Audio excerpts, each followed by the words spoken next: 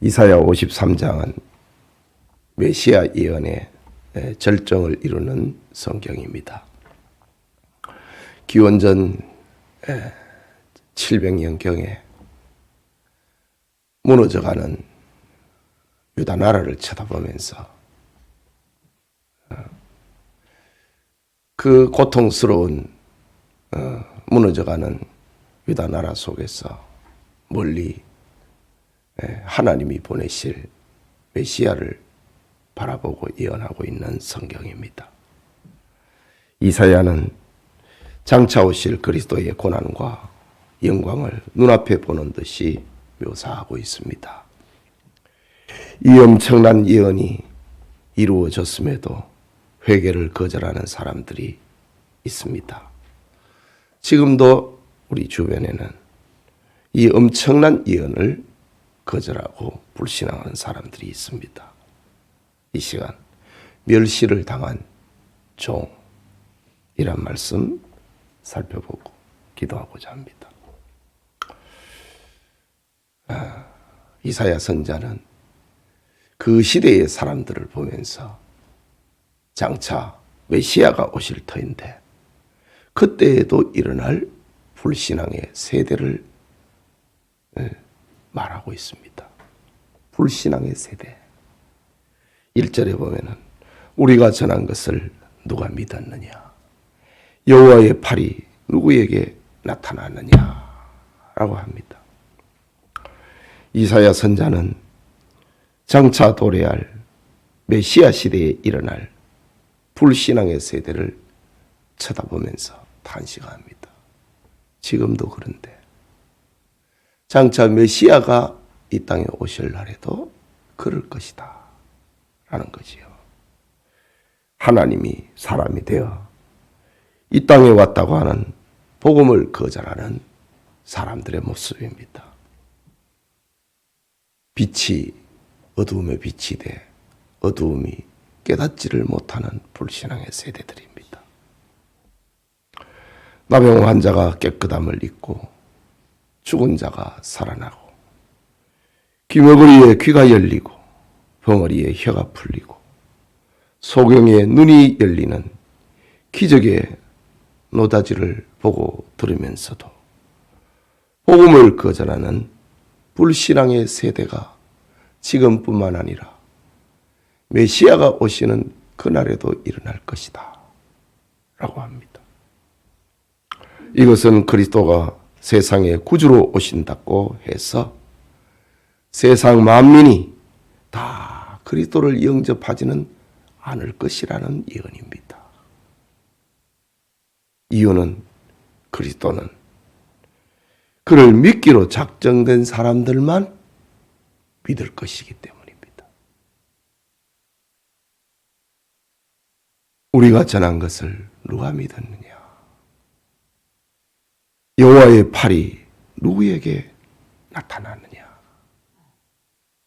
메시아의 출현 앞에서 그 엄청난 기적의 사건들 앞에서 믿을 사람만 믿는다 이거지요. 영생 주시기로 작정된 사람들만 믿게 된다. 이사야 선자의 불신앙의 세대를 쳐다보고 예수님이 오실 때에도 그럴 것이다 라는 예언입니다. 둘째는 그 불신앙의 이유가 무엇인가? 왜 메시아이신 예수님을 안 믿는가? 첫째는 그의 비천한 배경 때문입니다. 본문 2절에 보면은 그는 주 앞에서 자라나기를 연한 순 같고 마른 땅에서 나온 뿌리 같아서 라고 합니다. 말라버린 땅에서 나오는 뿌리와 같아가지고 그의 비천한 출생의 배경 때문에 예수님을 안 믿을 것이다. 그리스도는 몰락한 유대 왕조의 후손에서 탄생하지요. 당시 유대는 로마의 주권을 빼앗긴 처지였고 그리스도의 고향 나사렛은 천박한 사람들의 동네였습니다. 유대인들도 그랬지요. 나사렛에서 무슨 선한 것이 나오느냐. 그 야성이 강하고 폭력적이고 그런 동네가 나사렛이거든요. 나사렛에서 출신이 나사렛 출신이라고 거기에서 무슨 선한 것이 나오느냐. 그게 출생 배경입니다. 또한 주님의 제자들은 또 어떻습니까? 당시에 존경받고 추앙받던 바리새인들이 아닙니다. 서기관 출신들이 아닙니다. 최고의 학벌을 가진 이들이 아니었다 이거지요. 갈릴리 어부 출신입니다. 저 세관에 앉아있던 세리 출신입니다. 별 볼 일 없었습니다.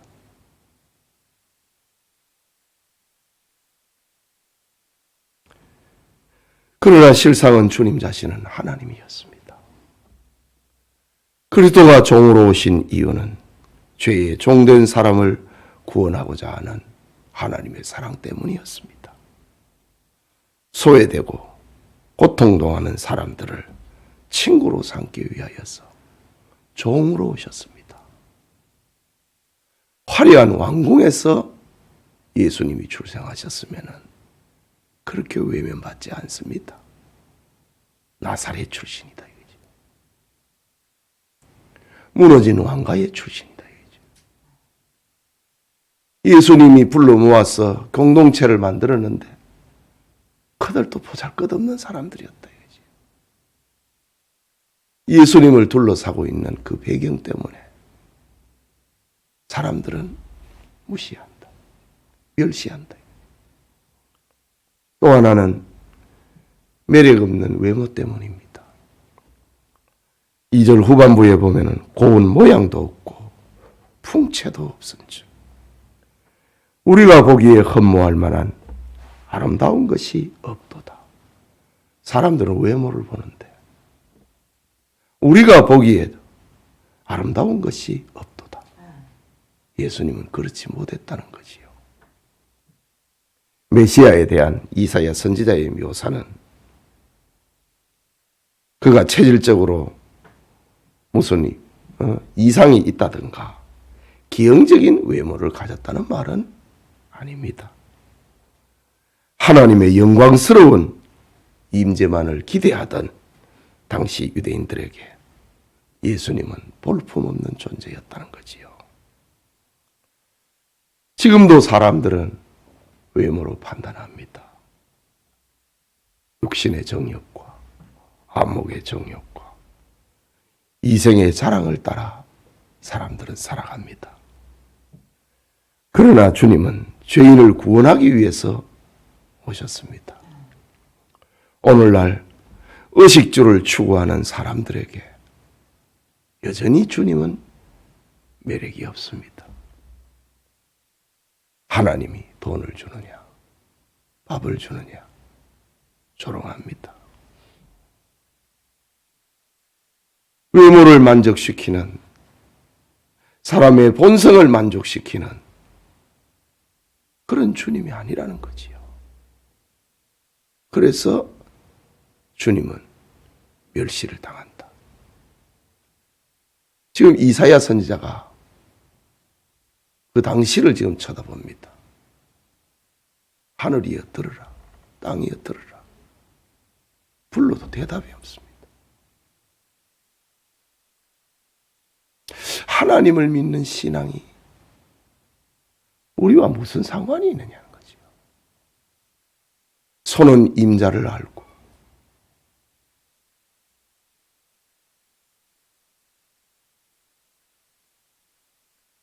구유도 주인이 있는데 사람들은 주인 대신 그 주님을, 하나님을 멀리한다는 거지요. 예수님이 오신 그날에도 그럴 것이라는 말입니다. 또 하나는 복음의 거룩성 때문입니다. 3절에 그는 멸시를 받아 사람들에게 버림받았으며 간고를 많이 겪었으며 질고를 하는 자라. 마치 사람들이 그에게서 얼굴을 가리는 것 같이 멸시를 당하였고 우리도 그를 귀히 여기지 아니하였도다 라고 합니다. 여기 얼굴을 가리는 것 같이 라는 말은 범죄자 취급당하고 전염병 걸린 사람 취급을 당하고 실패자처럼 취급당하는 모습입니다. 이게 무슨 말입니까? 주님은 빵을 달라는 자에게 죄 용서함을 받으라 라고 말하기 때문입니다. 직장을 달라는 자에게 영생을 얻으라 라고 말합니다. 땅의 것을 구하지 말고 하늘의 것을 구하라. 주님은 그렇게 말씀합니다. 그러니 이 복음을 누가 좋아하겠느냐는 거지요. 썩어질 것을 위해서 살지 말고 썩지 아니할 것을 위해서 살라고 하니 무시당합니다. 복음의 거룩성 때문입니다. 십자가의 도는 이처럼 외모를 추구하고 육신의 정욕을 추구하고 세상 명예를 구하는 이에게 멸시의 대상이 됩니다. 높고자 하는 자는 낮아지라. 섬김을 받고자 하는 자는 도리어 섬기라. 이 복음의 거룩성 때문에 주님은 멸시를 당한다는 거지요. 얼굴을 가리는 것 같다. 자신의 욕구를 채워주지 않는 그런 주님을 멀리한다. 지금 이사야 선자는 그 시대를 쳐다보면서 주님이 오시는 그날에도 이런 일이 일어날 것이다 예언하고 있는 겁니다. 그러면서 이사야 선자는 마지막에 아주 중요한 말을 들려주고 있습니다. 3절 후반부에 우리도 그를 귀히 여기지 아니하였도다. 우리라고 하는 말은 이사야 선자 자기를 포함하고 있는 말입니다.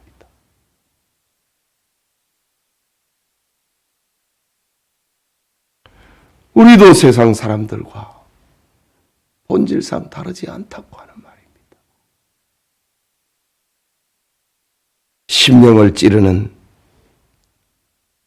이런 말씀 앞에서 음악과 핸델은 메시아라고 하는 음악을 작곡을 하다가 멈추고 울었다고 합니다.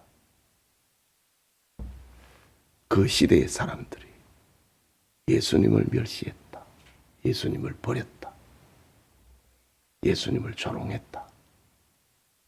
아, 그럴 수 있지요. 다른 사람들은. 그런데 핸델은 볼 때 우리도 이사야 선자가 우리도 그를 귀히 여기지 아니했다. 이 사실 앞에서 핸델은 펑펑 웁니다. 나도 그랬다 이거지. 이사야 선자가 나도 그랬다는 거지요. 핸델은 나도 그랬구나. 그 사실 앞에서 메시아 음악을 작곡을 하다가 울었다고 합니다. 이 아침에 기도하는 성도님, 우리는 예수님을 얼마나 귀하게 여기고 있습니까?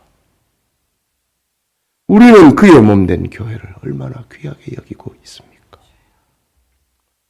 외모를 추구하고 빵과 직장과 돈을 달라고 하는 죄를 회개하고 하늘의 신령한 것을 사모하는 영의 사람이 되기를 추구하는 우리 교우들, 고난주간을 보내는 교우들 되시길 소원합니다.